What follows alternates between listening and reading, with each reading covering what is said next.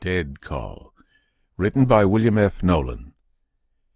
Narrated by Edward E.French.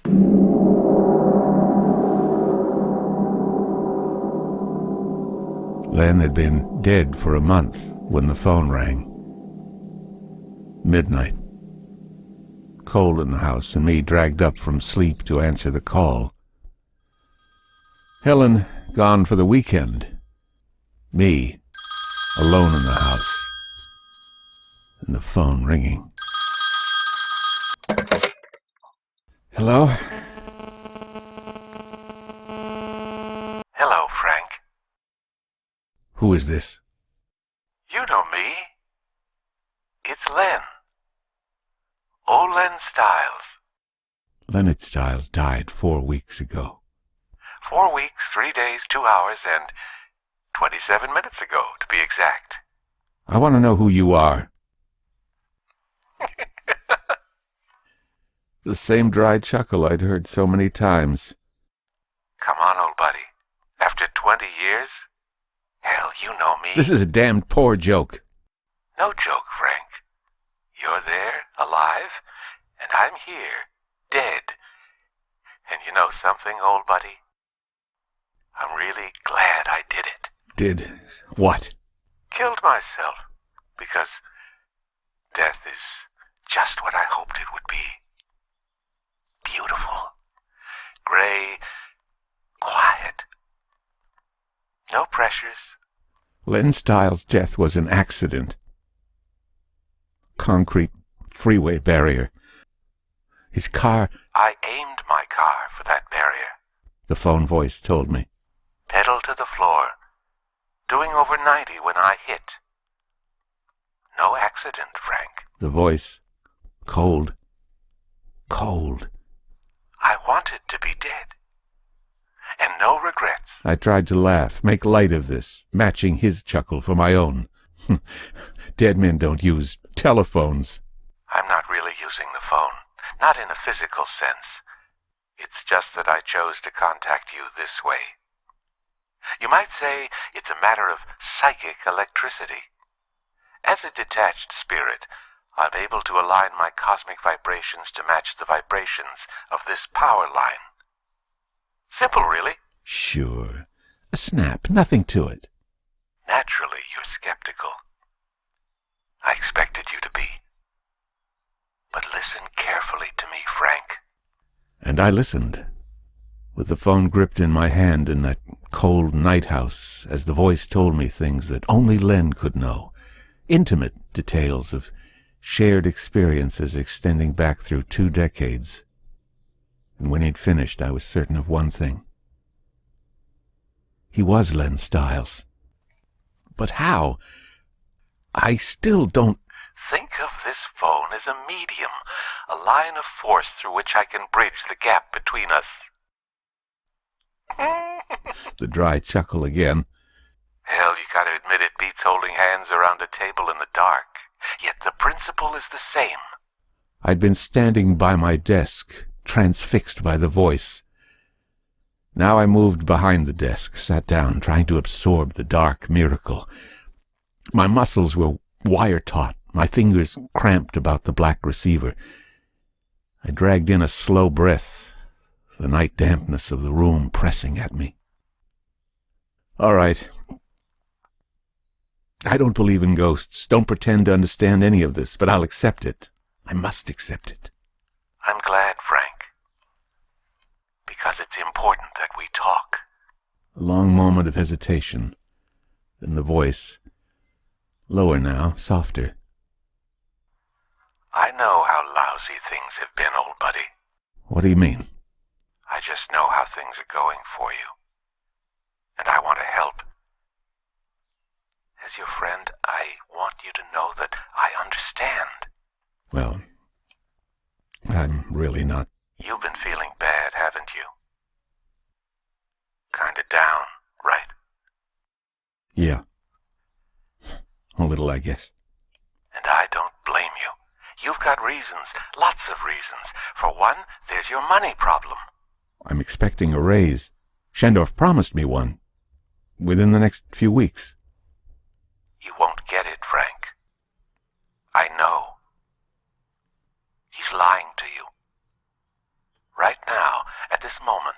looking for a man to replace you at the company. Schendorf's planning to fire you. He never liked me. We never got along from the day I walked into that office. And your wife? All the arguments you've been having with her lately? It's a pattern, Frank. Your marriage is all over. Helen's going to ask you for a divorce. She's in love with another man. Who, damn it? What's his name? You don't know him. Wouldn't change things if you did. There's nothing you can do about it now. Helen just doesn't love you anymore. These things happen to people. We've been drifting apart for the last year, but I didn't know why. I had no idea that she... And then there's Jan. She's back on it, Frank. Only it's worse now. A lot worse. I knew what he meant, and the coldness raked along my body. Jan was 19, my oldest daughter, and she'd been into drugs for the past 3 years. But she'd promised to quit. What do you know about Jan? Tell me. She's into the heavy stuff, Frank. She's hooked bad. It's too late for her. What the hell are you saying? I'm saying that she's lost to you. She's rejected you, and there's no reaching her. She hates you. Blames you for everything. I won't accept that kind of blame. I did my best for her. It wasn't enough, Frank. We both know that. You'll never see Jan again. The blackness was welling within me, a choking wave through my body. Listen to me, old buddy. Things are going to get worse, not better. I know. I went through my own kind of hell when I was alive.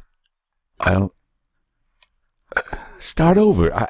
Leave the city. Go east. Work with my brother in New York. Your brother doesn't want you in his life.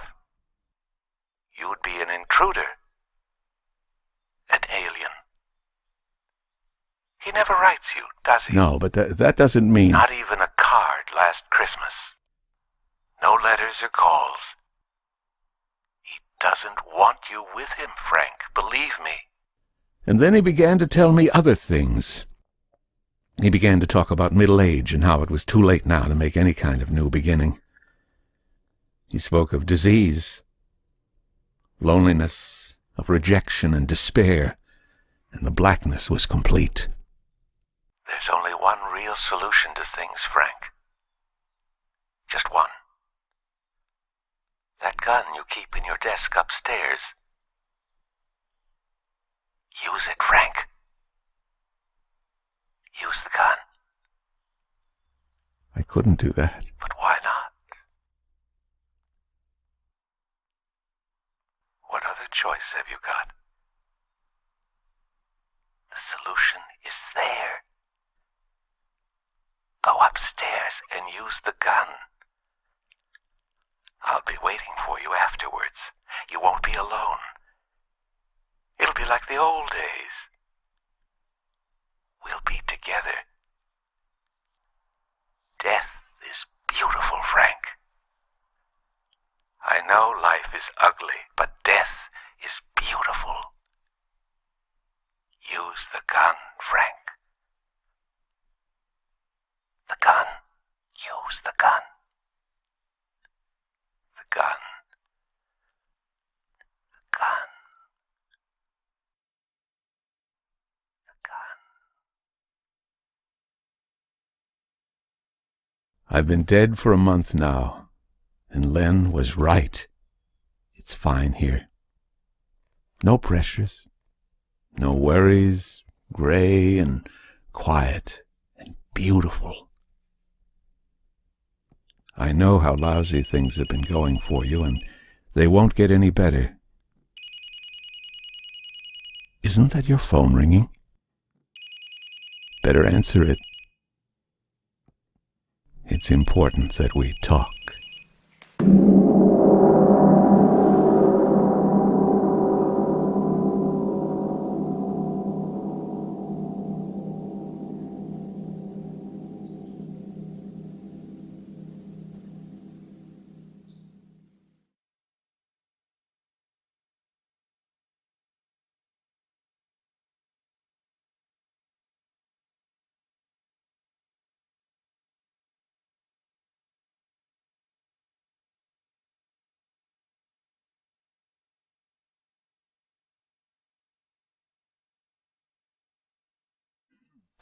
This is E.French. This is the first audio video where I've had second thoughts about posting here on the Fiction Fantastique channel.